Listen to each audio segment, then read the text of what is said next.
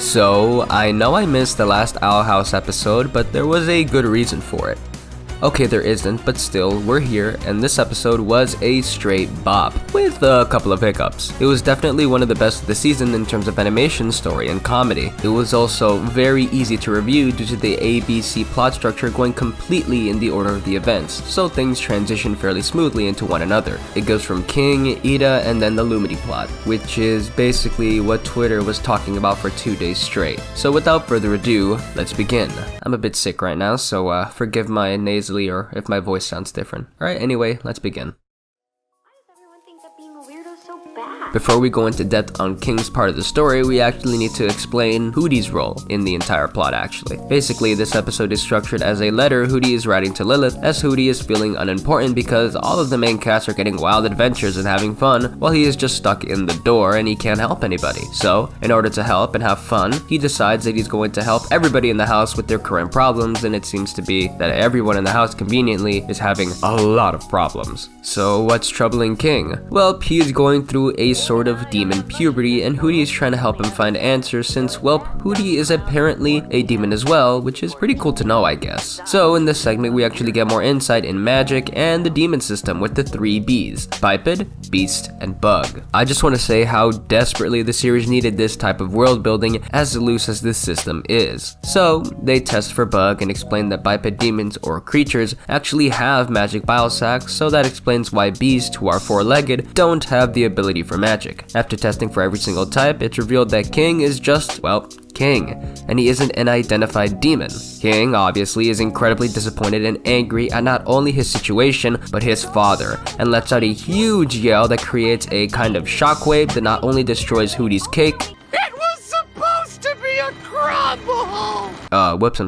crumble, it also managed to sway the surrounding trees. Hooty, thinking he failed King, starts to cry and retreats back into the house. Overall, this was probably the weakest part of the episode in my opinion, as most of it is contained to one room, and yes, it was nice to finally get more world building. I just wish it wasn't really forced into King's arc. I also wasn't a huge fan of the biped beast and blood categorization of demon types because, well, if all biped demons can have magic bile sacs, then why can't Hunter cast spells? What makes a bile sac stronger than others? If you need a bile sac to perform proper magic, how can you train it to be stronger? Is this little guy a biped? Or is this guy a biped? I honestly couldn't really tell you what the categorizations are. In fact, I can't even make theories because of how loose and non-existent it's utilized in the show, but overall, this part of the story was meh, but it gets much better, trust me.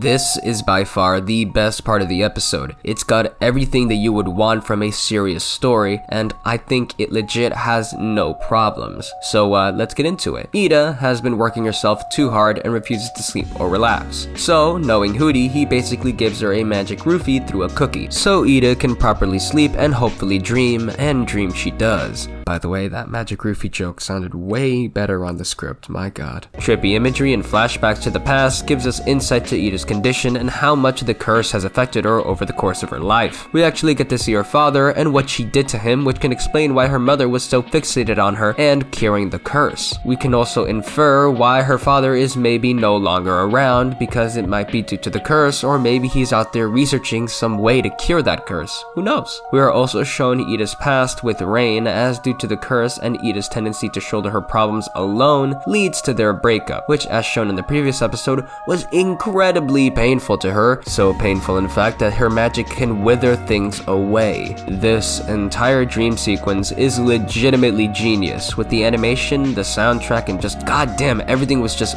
great about this entire segment. We then are shown a passionate display of anger as Eda is blaming everything on the curse and fighting it to no avail. We are then shown this moon thing, which is weird, but it seems pretty important and sounds a bit like Luce. My theory is that it represents the Day of Unity, and maybe Belos is trying to summon her and he needs the door to do so, or maybe it's Luce and it's just a way of portraying that Luce is going to become more powerful than her and maybe kill her? I don't know, something like that. After that, Eda tries to fly away in a reference to Icarus, and her wings burn off and she lands into the water, where we get to see how the curse made it to the Boiling Isles in a beautiful black and white sequence. Like, seriously, this is Adventure Time levels of subtlety, coloring, pacing. I love it so much. It's really well done. done. The lack of music, the soft foley of the sand, the water, it's just, my god, really well done. The red string and how the little beast is just so small compared to Eda and how their problems are so similar. I love the message at the end of how instead of blaming everything on each other, the beast and Eda learn to share their pain. The two make a truce and Eda gains a new and very deserved power. She gets to turn into like a fucking wyvern or some shit. I don't know, she looks fucking hot. Look at that. Damn! Sheesh! Not only is the power deserved, but it's actually a very good design, and the message, my god, this part of the episode, I can't praise it enough. So Eda gains a new power, and Hooty being Hooty assumes the worst and starts to comedically break down and cry because he feels like he made the curse even worse. But instead of giving up or stopping, he decides to help Luz, who is, well,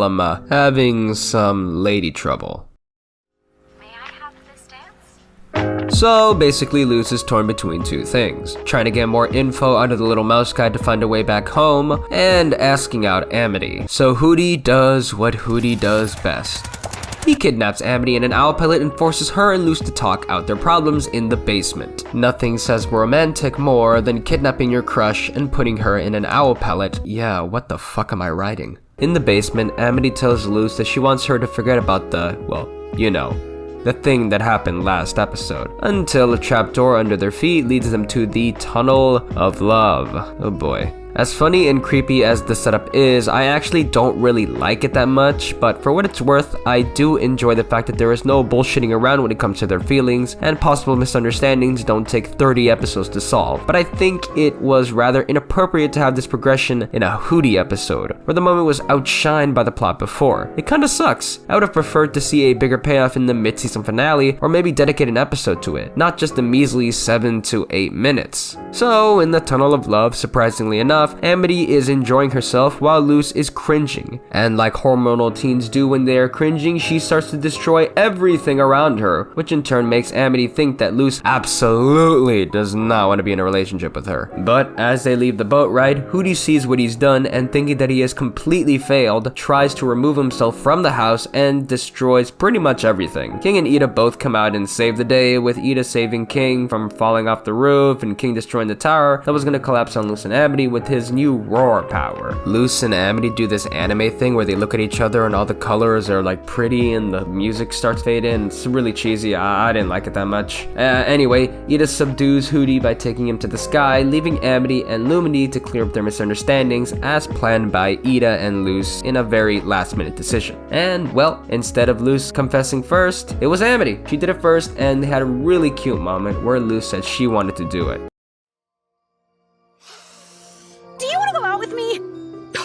Oh, I was so ready. I'm sorry, you can say it. Okay. Amity Blight, do you want to go out with me? Yes! Okay! The way they did the confession was nice, it was cute, it's whatever. I would have preferred it in a different episode, but I'll get more into it later on in the general review, but yeah, for what it's worth, it was pretty nice. Overall, this episode is probably in second place, right below Hunting Palisman for Season 2. While I enjoyed the 3-plot structure, I just felt that the Lumity plot shouldn't have been forced into this episode, as I would have liked to see it in one whole episode, if you know what I mean. But for what it's worth, it was still pretty cute, and the overall confession was done very well in the end. Hands down, the best part of the episode was Edith's side plot, with it having the most interesting animation, sound design, and, well, message. The progression of events in this segment of this episode was done masterfully, from the dramatic moments to the oddly creepy ones to the lovely silence and beauty of accepting oneself and one's problems. I just like that it represents Eda accepting the owl beast and coexisting with it, instead of using the potion to subdue the owl beast, in turn making it angrier and also making Eda angrier. It's just an endless cycle of hate, but now she can accept herself, and I like that. King's section was a little too basic for me, and I found it to be rather boring. Even though the world building was nice, there wasn't that wow factor the other plots had. Oh yeah, and another thing, King's dad. I'm not a fan of the generic voice. I expected more from the show because, well, in terms of voice acting, they tend to correctly subvert expectations, with Bellows being a prime example that comes to mind. With me thinking that he'd have a deep, low voice, but in reality he had this almost Shakespearean way of speaking with a light and very sinister tone. So I thought they'd be more creative with the voice acting, but nope. King's dad just has a mecha deep voice. In fact, he sounds exactly like Gus from Uncle Grandpa. When you see this finds its way to King Clotharn. Wow, I think the last time I had these on was 1993. Though, that being said, his design is actually really cool. He looks great. Not to mention the card has an amazing design and has a lot of Easter eggs in it, with the eye being the same eye in Edith's door. Overall, this episode was great, and I'm actually loving the escalation of this season. Each episode is getting better and better, and things are starting to ramp up, and I'm actually feeling it. It's getting pretty tense. I'm liking season 2. Even with its issues, it's not nearly as plot-holy or filler-heavy as the first season. Let's hope that the mid-season finale finishes strong. Anyway, see you guys later.